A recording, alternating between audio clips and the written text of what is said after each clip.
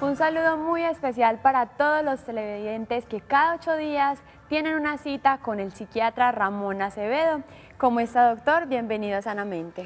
Luisa, muy bien, muy contento de que sea viernes, de que dejen entrar a sus casas al psiquiatra Ramón Acevedo, que está aquí para responderles todas las inquietudes que tengan sobre salud mental. Queremos escuchar esas historias que nos cuentan de cómo van en los tratamientos y las inquietudes que tengan acerca de los temas que aquí tratamos para ser tratados más adelante si tienen alguna inquietud o algún tema en especial. Doctor, y en el día de hoy trataremos el tema de los trastornos de ansiedad. Comenzaremos este ciclo. Muchas personas a lo largo de su vida han sentido ansiedad, ya sea presentando un examen, hablando en público o teniendo una entrevista de trabajo, pero esto es algo normal. Pero en algunas ocasiones esta ansiedad se vuelve patológica. Tan importante se convierte que muchas ocasiones uno ya no puede desempeñarse en su vida diaria porque estos trastornos de ansiedad no nos dejan actuar en nuestro diario vivir. Entonces este es nuestro tema central, los trastornos de ansiedad, y desde ya están abiertas las líneas telefónicas. Ustedes nos pueden llamar a la línea 448-4142 y a la línea gratuita nacional 018 51 82 82. Bienvenidos todos a Sanamente.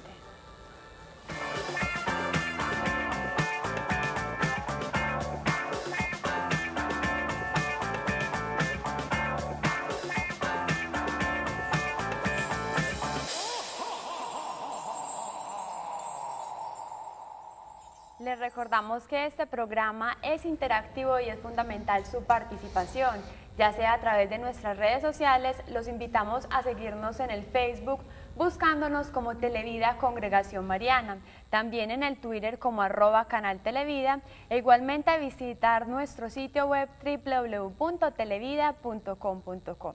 Les recordamos que el tema del día de hoy es trastornos de ansiedad y comenzamos con una nota del doctor Alexis Benito, psiquiatra, que nos manifestará y nos empezará a abordar el tema de los trastornos de ansiedad y cuáles son esas características fundamentales que se presentan en esta patología. Veamos.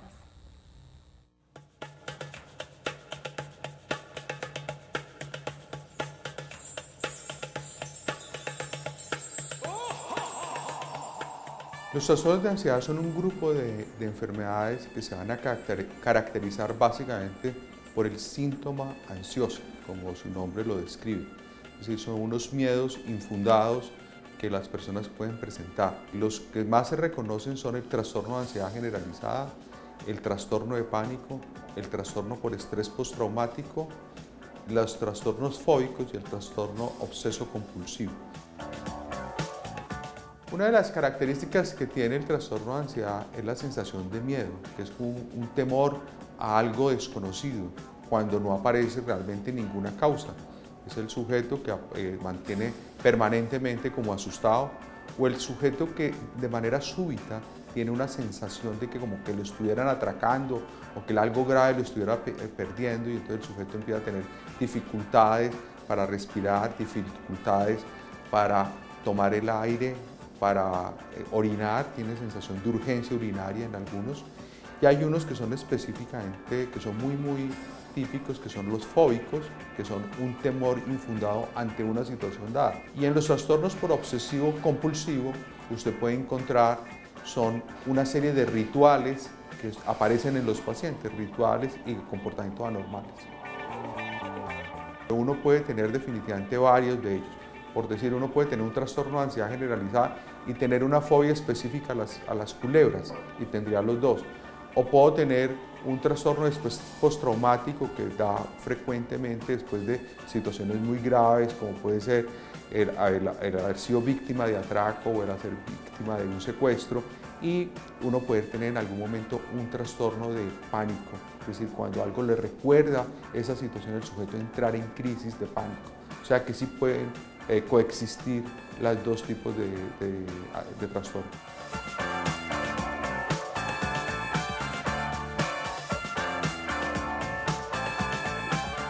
estábamos en este momento con el doctor Alexis Benito y él empieza a hablarnos de los ataques de pánico y de esas diferentes patologías que tienen que ver mucho con los trastornos de ansiedad. Y precisamente, doctor, este es el ciclo que iniciamos en el día de hoy con trastornos de ansiedad, y ya la próxima semana hablaremos de ataques de pánico, la siguiente de trastorno obsesivo compulsivo y todos esos trastornos que tienen que ver con los trastornos de ansiedad, doctor. Y estas patologías, ¿por qué son tan frecuentes en la actualidad? ¿A qué se debe la angustia y el temor de las personas? ¿Por qué son producidos? Bueno, cuando estamos hablando de los trastornos de pánico, como lo decía el doctor Benito, estamos hablando de un conjunto de trastornos que indudablemente tienen una alta repercusión en la sociedad moderna. En el último estudio que hizo la Secretaría de Salud del municipio con el CES y con la Universidad de Harvard, encontramos que en Medellín más o menos un 20% de las personas, un 16% de las personas sufren las distintas crisis de ansiedad, ya sean el pánico, todo lo que habló el doctor Alexis. Un promedio del 20% en las mujeres, un 12% en los hombres. Las causas pues tienen muchas que ver con lo genético, como en la mayoría de los trastornos mentales, pero otros también están relacionados con la situación social, con la situación familiar o con los factores estresantes a los que se tiene que someter una persona en el desarrollo de la vida cotidiana.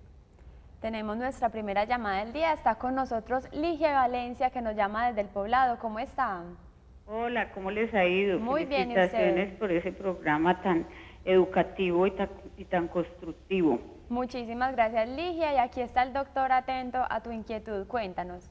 Ay, yo amo al doctor Ramón Acevedo, lo necesito, pero estoy pasando por una situación que quisiera que él me aclarara. Yo acabo de pensionarme, llevaba 35 años laborando.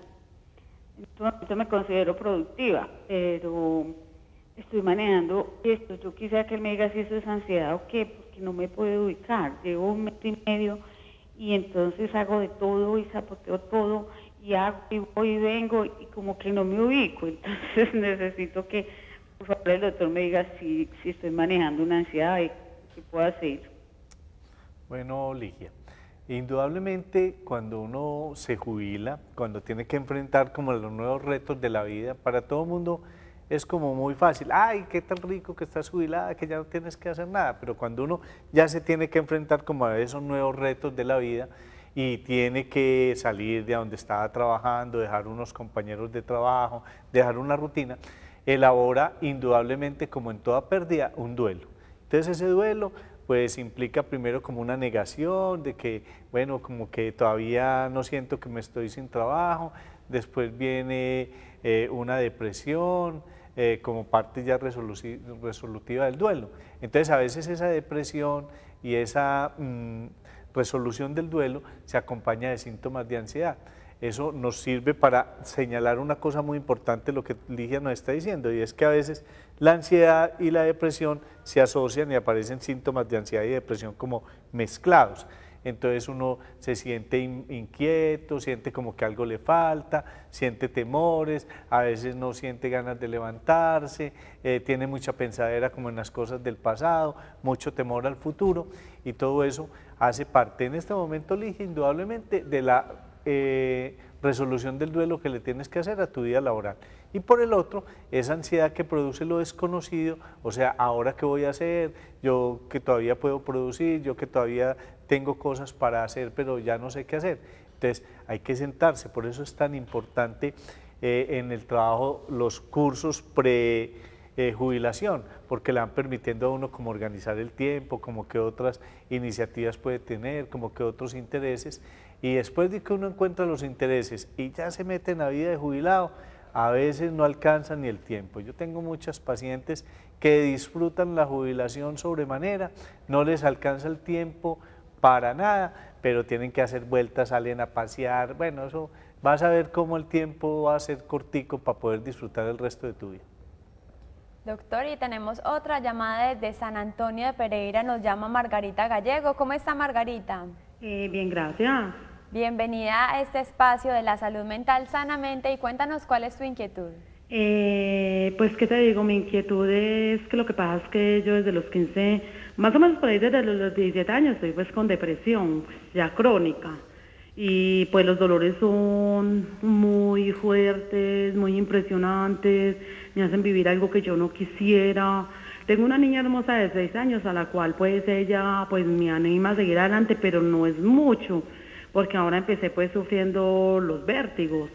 Los vértigos es que me da el mareo y me deja con mucha taquicardia, me deja con sonido fuerte en la cabeza, sí, me deja sin ánimos de nada.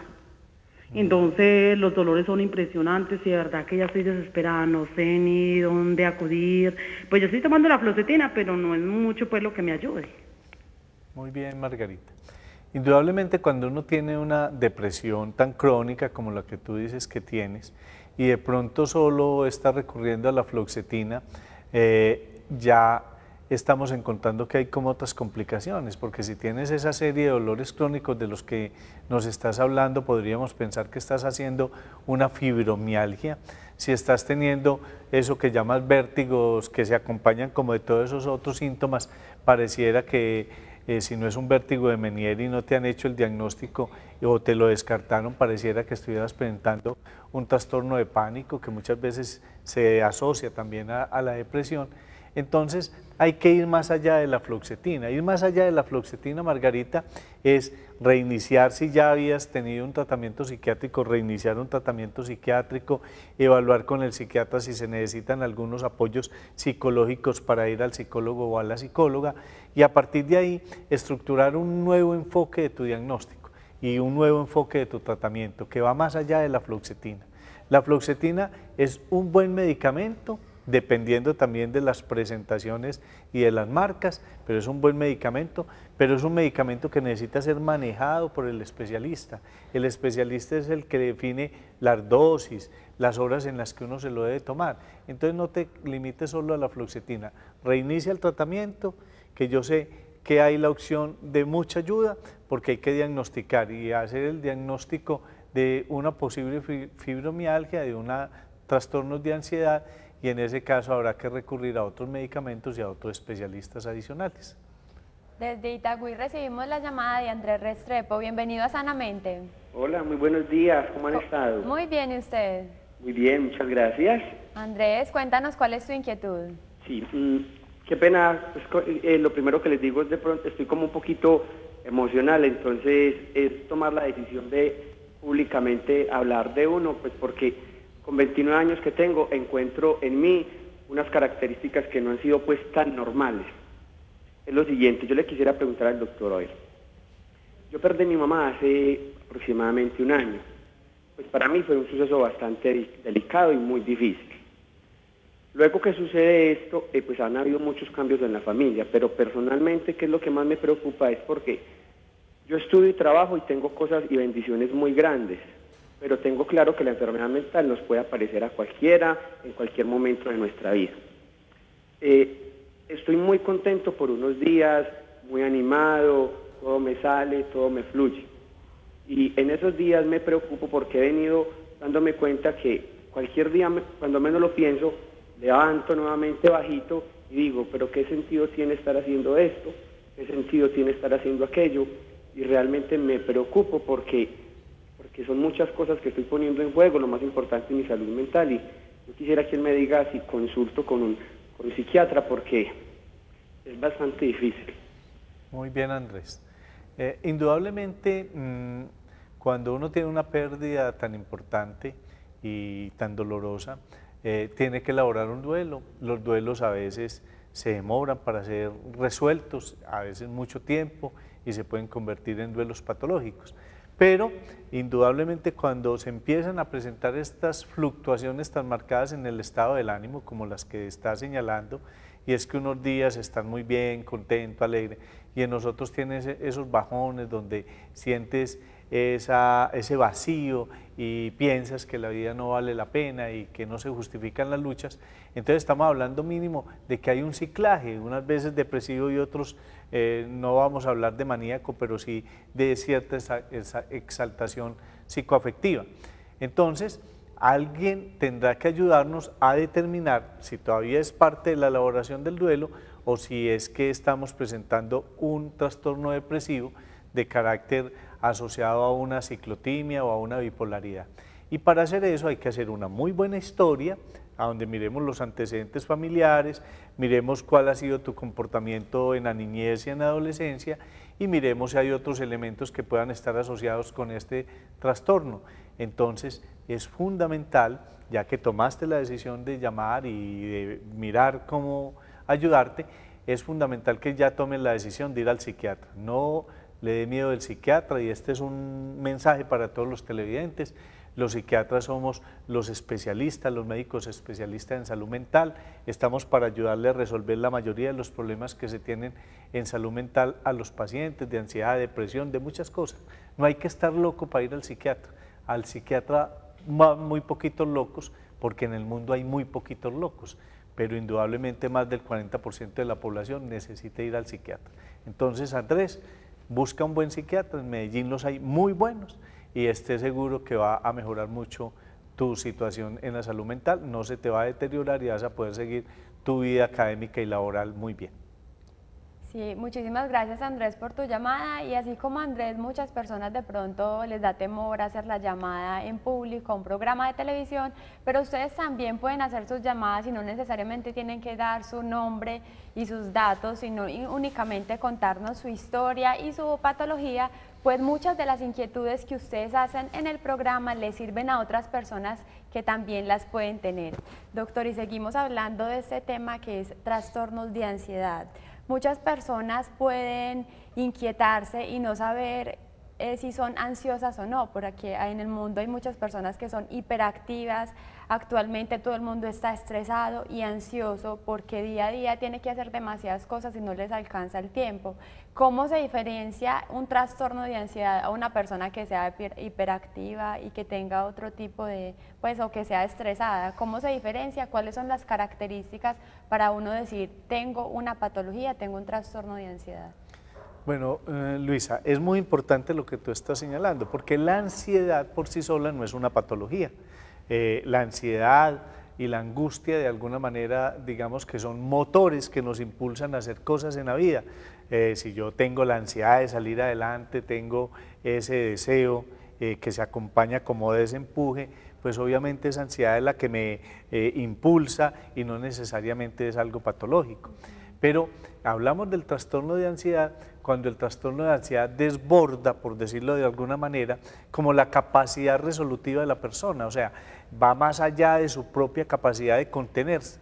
Entonces empieza a afectarle su vida social, su vida de relación, su capacidad de concentración, su capacidad de trabajo. Entonces se la pasa pensando que algo muy terrible va a pasar, entonces todo el día está alerta en cualquier movimiento, en cualquier situación que se da en la cotidianidad, siempre ve algo catastrófico, algo amenazante, algo que le genera temor, entonces empieza a estar como maniatado, como paralizado, y el miedo lo paraliza y no hay ningún miedo aparente, o sea, su miedo va más allá de las condiciones normales del miedo normal, valga la redundancia, que puede sentir una persona ante un miedo real.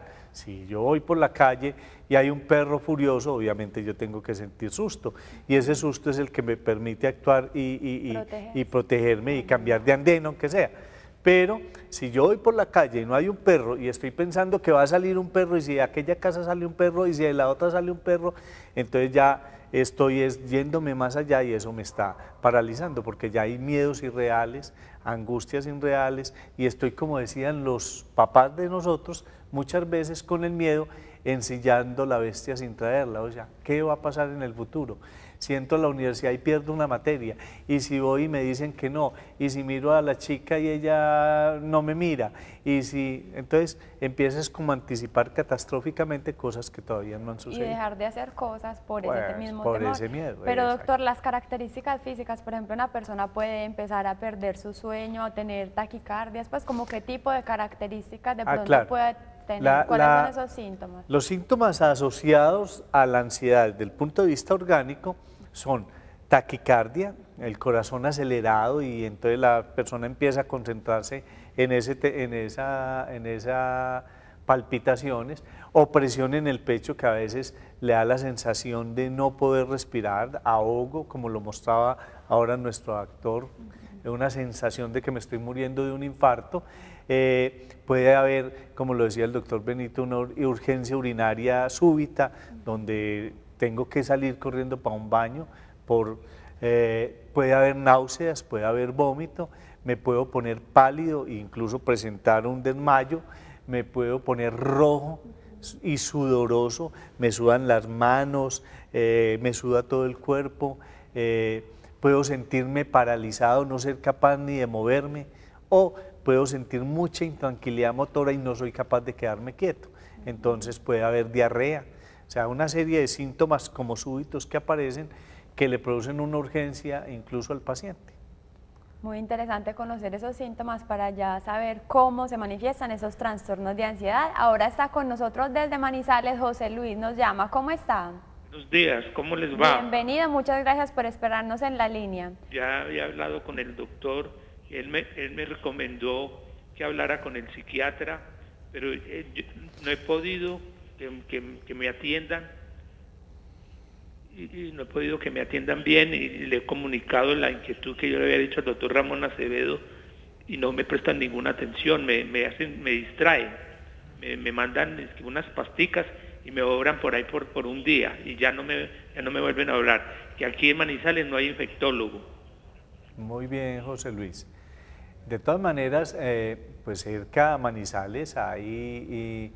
está Pereira, está Armenia, en Pereira y en Armenia hay muy buenos psiquiatras que podrían de pronto ayudarte desde un nuevo análisis de la historia clínica. Tú reclamas la historia clínica, pides una cita en Pereira con uno de los psiquiatras que hay en Pereira que son muy buenos, la doctora Zapata, hay muy buenos psiquiatras en Pereira que pueden realmente replantear la historia y ayudarte a entender la realidad de lo que te está pasando, porque vuelvo e insisto, no necesitas tanto un infectólogo, sino que necesitas un buen psiquiatra que te ayude a aclarar las inquietudes desde el punto de vista mentales que tienen sobre la enfermedad, que ya te han demostrado con los exámenes que no están, pero el psiquiatra te tiene que ayudar a entender lo excesivo de la idea y a partir de ahí lograr que tengas una visión distinta de lo que te está pasando.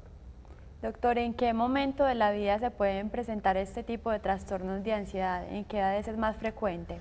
Bueno, los trastornos de ansiedad pueden aparecer al igual que la depresión desde niños. Uno identifica trastornos de ansiedad fundamentalmente desde la niñez. Yo digo jocosamente que la mejor manera de buscar pacientes a futuro es como pararse a la entrada de una guardería. Entonces yo me paro a la entrada de una guardería y todos los niños que hagan una pataleta porque los van a dejar por primera vez en la guardería, que tienen una cosa que se llama ansiedad de separación, es muy probable que cuando tengan 12, 13, 15 o 16 años empiecen a desarrollar trastornos de pánico y de ansiedad. Entonces de una vez el psiquiatra dejaría la tarjetica, en 15 años búsqueme, que es muy factible que lo tenga que tratar. Pero desde niños se van viendo los trastornos, la obsesividad, cuando los niños juegan a no pisar las rayitas de las aceras o a irse por una rayita sin salirse, esos son síntomas iniciales de un trastorno obsesivo compulsivo.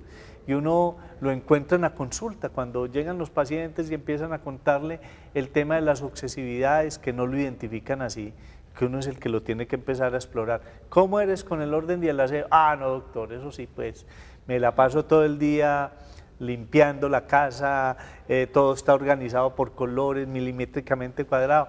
Venga, y de niño jugabas a no pisar las rayitas de las aceras. Ah, sí, doctor, y todavía le dicen a uno. O sea, empiezan a aparecer desde muy temprana edad todos estos síntomas con la ansiedad de separación, el niño que no quiere dormir sino en la cama de los papás porque le da miedo de la noche.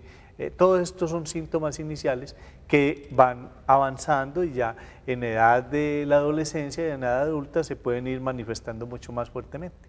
Muy importante, doctor, lo que usted nos explica, porque muchos padres de familia que tengan sus hijos menores pueden detectar estas características e inmediatamente llevarlos al psiquiatra, porque como usted muchas veces en reiteradas ocasiones nos los ha dicho, es mejor que sea a temprana edad que se comience el tratamiento, porque entre mayor sea la persona es más difícil poder curar cualquier patología de salud mental. Entonces por ahora los dejo para que nos vamos a unos cortos mensajes institucionales y les mostramos los MOOC de Televida, que son con las ilustraciones de Ricky, el caricaturista del programa Y Están Pintados. Doctor, ¿usted cuál tiene hoy? La Virgencita de los Niños. Y yo tengo la Virgencita de Chiquinquirá. Y les recordamos que ustedes cada vez que están adquiriendo los productos de Televida, están apoyando la misión evangelizadora de Televida. Ya regresamos.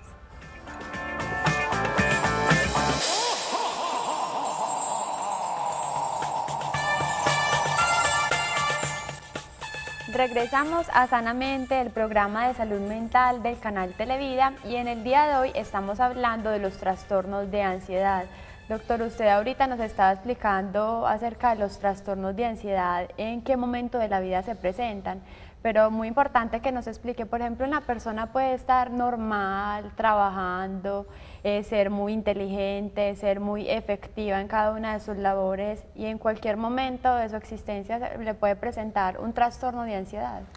Sí, eso es muy importante, Luisa, que lo entendamos porque la historia cotidiana que uno ve en el consultorio es precisamente de personas que estaban muy bien, que habían sido exitosas, que son exitosas y que de un momento a otro los paraliza el miedo, y miedos a veces absurdos, miedos al jefe, por ejemplo, miedo al lugar de trabajo, miedo a fracasar sabiendo que hacía las cosas muy bien. Entonces empiezan a aparecer como unos miedos absurdos y esos miedos hacen a veces que renuncien al trabajo y que se sientan como imposibilitados para laborar. Entonces, muchas veces el ser exitoso, el ser inteligente, no lo previenen a uno de unas crisis de ansiedad o de tener un trastorno de ansiedad.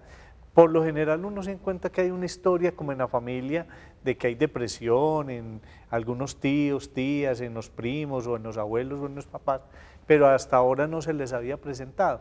¿Qué es lo que lo dispara? No sabemos, pero a veces cosas muy insignificantes pueden disparar la crisis de ansiedad o el trastorno de ansiedad en una persona, o cosas muy catastróficas, como lo señalaba ahora el doctor Benito, a donde ya aparece el tema del estrés postraumático. Pero desde que haya ciertos antecedentes familiares de enfermedad mental, uno no está libre de que a cualquier edad aparezca un trastorno de ansiedad de cualquier tipo. Incluso en las mujeres, cuando viene el tema de la menopausia, hay mucha más factores de riesgo para aparecer crisis de ansiedad y de depresión. Ahora tenemos una llamada desde el Poblado. ¿Quién está en la línea? Olga. Olga. Bienvenida a Sanamente, ¿cómo está? Muy bien, señorita, a felicitarlos.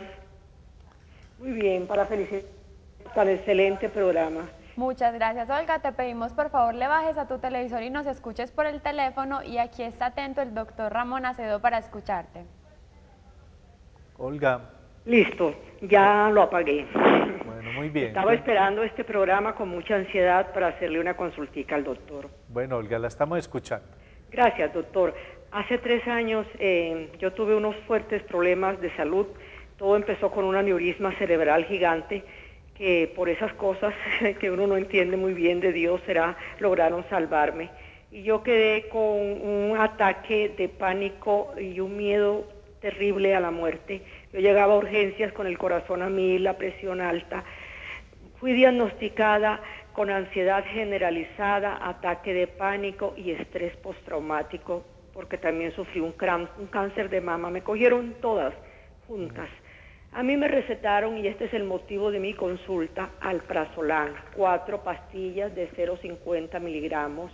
Me recetaron metoprolol para bajar esas palpitaciones tan fuertes, y Lubos, que es fluvoxamina. Sí, doctor.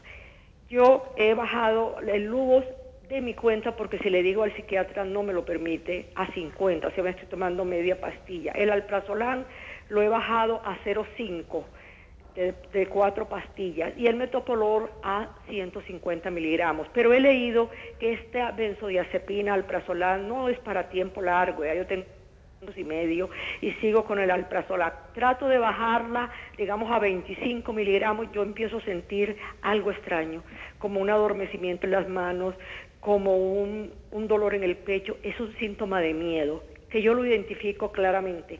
Mi pregunta, doctor, para usted es, ¿hay algún problema en que yo tome estos medicamentos? ¿Qué será toda la vida? Yo he tratado, no los puedo dejar, porque me vuelven los síntomas. El psiquiatra me dice no los deje, mi psiquiatra me dice no los deje, siga así. Y él cree que yo tomo más de lo que realmente tomo, pero yo no me estoy tomando todo lo que él me mandó porque pasaba dormida, pasaba sin ánimo, sin fuerza, no tengo energía. Aún hoy a mí me da mucha brega levantarme. Muy bien. Entonces mi pregunta es, ¿sigo con estos medicamentos o usted qué piensa? Bueno, Olga, indudablemente el manejo de los medicamentos psiquiátricos se deben de hacer en un claro acuerdo con el psiquiatra tratante, porque el psiquiatra no simplemente es que sea terco y testarudo y no querer quitarle a uno la medicación, sino que el objetivo del tratamiento psiquiátrico es que el psiquiatra vaya evaluando claramente qué síntomas, o como le digo yo a mis pacientes, qué razones manda el organismo. El organismo le manda a uno razones. Entonces, por eso uno empieza a dar la medicación a determinada dosis, va viendo si hay que aumentarla porque persisten los síntomas, o va viendo, después de un tiempo de haber logrado que no haya ningún síntoma de mejoría total, que debe ser más o menos 18 meses o 2 años, va empezando a quitar muy lentamente cada medicamento y va escudriñando cómo reacciona el organismo. Entonces, si aparecen esos miedos que tú estás diciendo, cuando vas a quitar el alprazolam, es un mensaje que manda el organismo diciendo no es momento de quitar el alprazolam. Pero yo creo que estás cometiendo 2 errores. Primer error, no ser clara con tu psiquiatra en decirle qué dosis está tomando. Y segundo error, que es producto de eso, es empezar a manejar los medicamentos a la vez disminuyéndolos, porque lo que hace el psiquiatra es ir quitando lentamente el alprazolam, pero manteniendo las dosis de luvos y de metoprolol para continuar con ellos y permitir que el organismo vaya haciendo una suspensión del alprazolam. El alprazolam hay que quitarlo, pero el luvos y el metoprolol posiblemente hay que dejarlo mucho más tiempo, pero como rebajaste también el luvos, el organismo va a reaccionar de esa manera. Conclusión, vaya donde el psiquiatra, sea sincera con el psiquiatra, cuéntele todo esto, no le dé miedo del regaño, él tiene derecho a regañarte porque está muy interesado en tu salud, espero que lo haga muy suavecito pues, porque a veces los psiquiatras se desesperan, pero no le dé miedo del regaño, vaya, cuéntele todas estas cosas y permítale que le ajuste las dosis de luz para que le pueda quitar el alprazolam.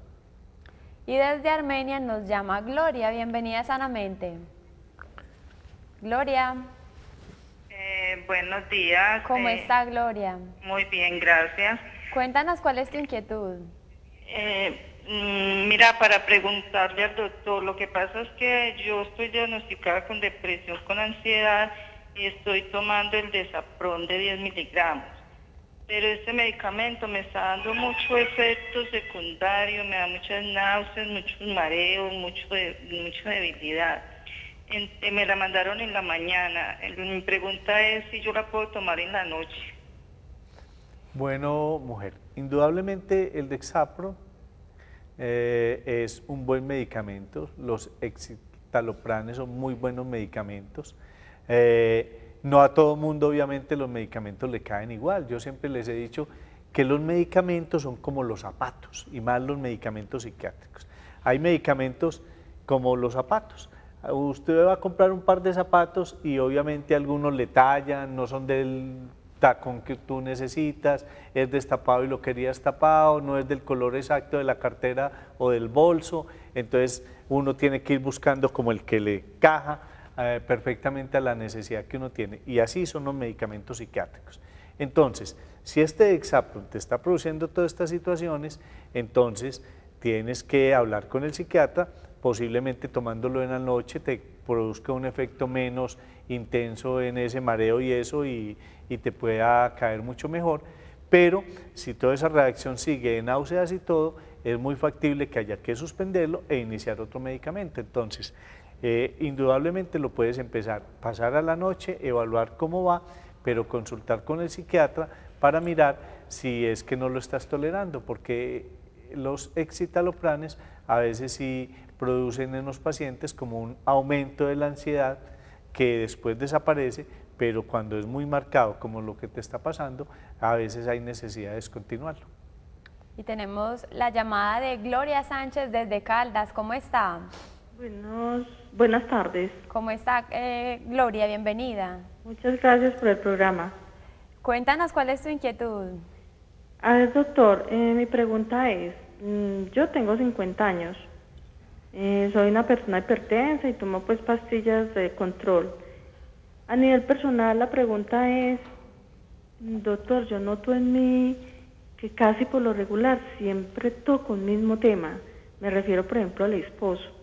Yo he sufrido mucho con él por culpa del trago. De pronto no es la palabra, ¿cierto? He sufrido mucho con él, pero es que es la verdad. Porque uno convivir con una persona alcohólica es muy duro, es muy difícil. Ya las hijas crecieron, en estos momentos no estamos viviendo sino con una. Yo tuve 3 hijas y la que está con nosotros tiene 24 años. Entonces mi pregunta es, ¿cómo hago yo, doctor? Pues él en semana pasa normal, pero a los fines de semana él no perdona, a veces las cervezas y otras veces es que no se aguanta y toma 2 días seguidos. Yo a él me cansé de decirle, vaya a Alcohólicos Anónimos, busque un tratamiento, no pude conseguir nada. Ya me toca es aguantar así, lo aconsejo, hablo con él, mejore, mire que me está perjudicando mucho. A mí hace 12 años me dio un aneurisma, perdí la fuerza por el lado derecho y debido a eso ya quedé hipertensa, ¿cierto? Gracias a Dios no quedé pues con algún defecto ni nada, pero igual dicen que eso vuelve y repite si uno no se cuida. Pero mi pregunta es, no sé, doctor, si es que yo necesito un psiquiatra, porque cada vez que yo hablo con una amiga o con alguien, siempre toco el mismo tema y es él. Es que él toma, es que él es borracho, es que él me trata mal, siempre toco el mismo tema y a veces como que mi conciencia me lo reprocha porque no debería de ser así, ¿cierto, doctor? Yo quisiera darle vuelta a esa página, pero no sé cómo hacer, doctor. Entonces yo a veces digo, ¿verá que necesito un psiquiatra? O no sé, sinceramente no sé, doctor. Y bueno, muchas Gloria, gracias. Cuando uno tiene obviamente tantos problemas en el hogar y tienes toda la razón, vivir con una persona alcohólica es muy complicada y yo sé que muchas televidentes y muchos televidentes te entienden porque esa convivencia es muy dura. Obviamente se le puede ir convirtiendo a uno en una obsesión y entonces el único tema de conversación, el único tema a tratar es lo maluco que yo vivo y los tragos del otro. Entonces, cuando uno se vuelve tan obsesivo, tan repetitivo y cuando toda la vida la centra precisamente en esa dificultad, tiene que buscar ayuda psiquiátrica porque tenemos que buscar detrás de eso qué elementos existen. Puede haber un trastorno obsesivo compulsivo, del que vamos a hablar más adelante en otro programa, pero también pueden haber algunos trastornos en la personalidad pasivo-dependientes que hacen que uno, a pesar de no estar viviendo bien, como tú dices, de todas maneras se quede en una relación. Ahora, es muy difícil cambiar a un alcohólico si no entiende que es alcohólico. La mayoría de los alcohólicos piensan que el alcohol no les ha hecho daño porque no están enfermos, porque no se han quedado sin trabajo y no se dan cuenta que lo primero que acaba el alcohol, lo primero que produce daños en la salud del alcohol es en las relaciones familiares y en las relaciones de pareja. Y veo que ese alcoholismo de tu esposo ha afectado mucho a la pareja, no sé cuánto a tus hijos, pero a ti sí te ha afectado mucho. Entonces, como él no busca ayuda, la ayuda la tienes que buscar tú para que te traten, para mirar si hay un trastorno obsesivo compulsivo, para ayudarte a manejar esa tristeza y esa angustia que vives y para que tomes una decisión frente a cómo va a seguir tu matrimonio. Ahora invitamos a todos los televidentes a que nos vamos a unos cortos mensajes institucionales y ya regresamos con más llamadas y también correos electrónicos de los televidentes que nos escriben todas sus inquietudes a sanamente@congregacionmariana.org.co. Ya regresamos.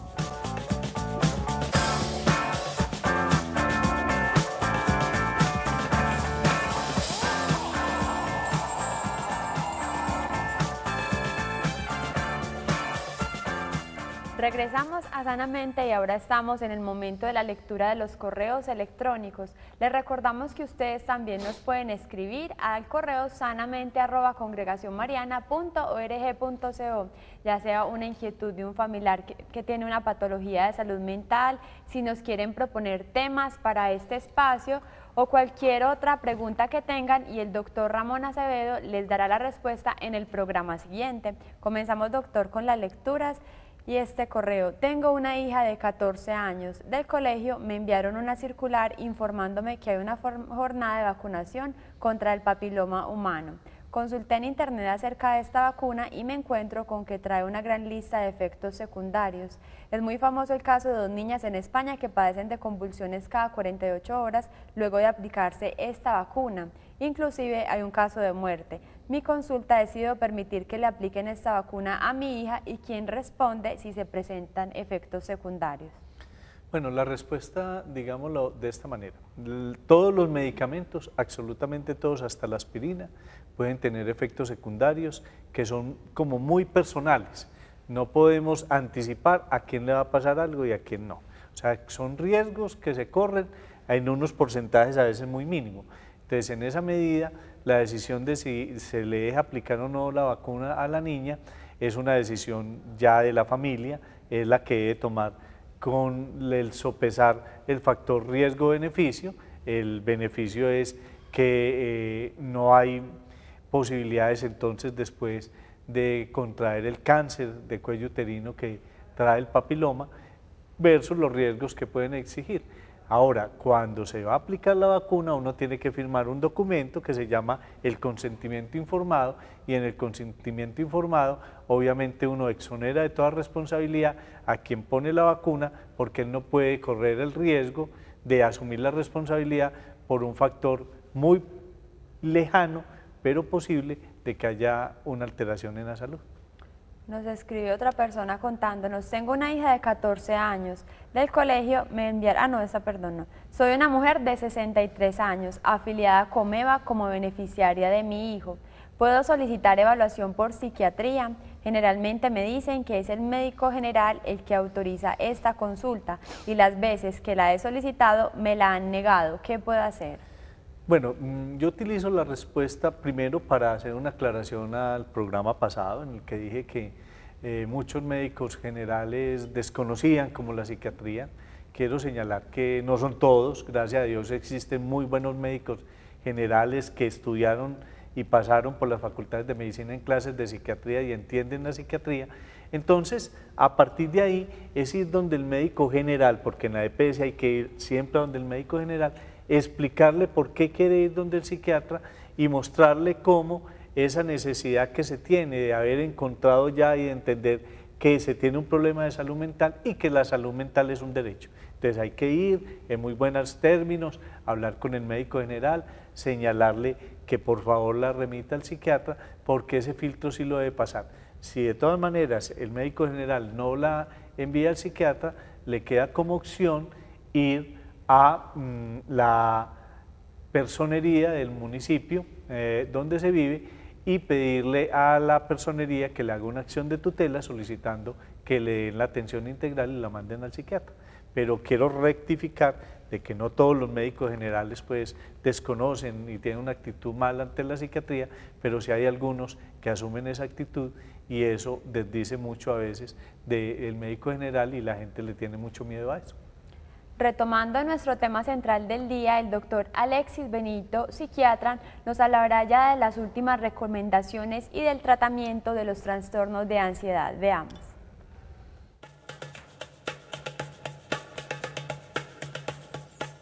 El uso de algunos medicamentos, por decir alguna cosa, medicamentos que si son utilizados de manera inapropiada pueden producir el inicio de un trastorno de pánico.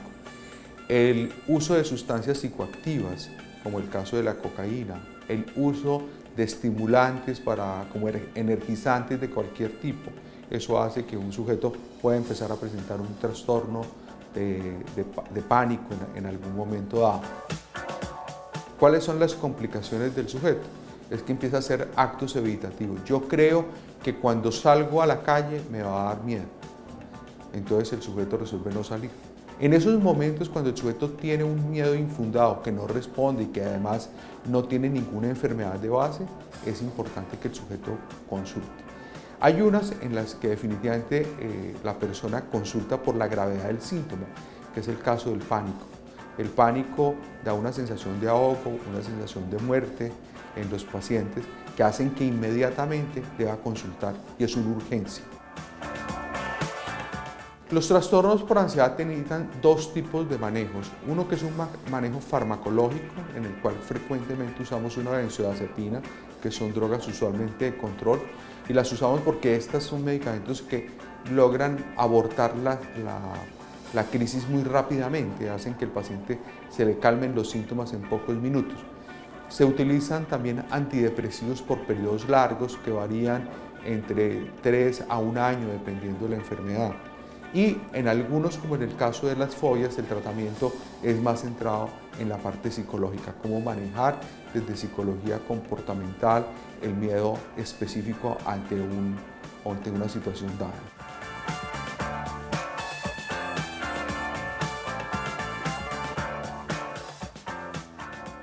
Doctor, ya llegamos al final del programa y ¿cuáles son las últimas recomendaciones que le quiere dar a todos los televidentes sobre este tema del día de hoy, los trastornos de ansiedad? Yo creo que la recomendación fundamental es que vean los otros programas, los que siguen, donde vamos a desarrollar cada uno de los temas del trastorno de ansiedad. Vamos a hablar de pánico, de trastorno obsesivo, de estrés postraumático, y en cada uno de ellos les vamos a enseñar y les vamos a mostrar cómo se pueden enfrentar. Entonces la invitación es a que nos vean en este ciclo los trastornos de ansiedad, cada uno ya por separado. Así es, doctor. Precisamente la próxima semana nuestro tema será trastorno de pánico, así que los invitamos a todos a que estén muy pendientes. Y doctor, muchísimas gracias como siempre por estar con nosotros en Sanamente. Y el próximo viernes estaremos aquí para ustedes, para que nos cuenten sus historias y nos hagan sus preguntas. Así es, los esperamos a las 11:30 de la mañana el viernes y no olviden nuestras repeticiones, domingo 9:30 de la mañana y martes 11 de la noche. No olviden escribirnos todos sus comentarios, propuestas de programa al correo sanamente@congregacionmariana.org.co. Gracias por su sintonía y hasta entonces.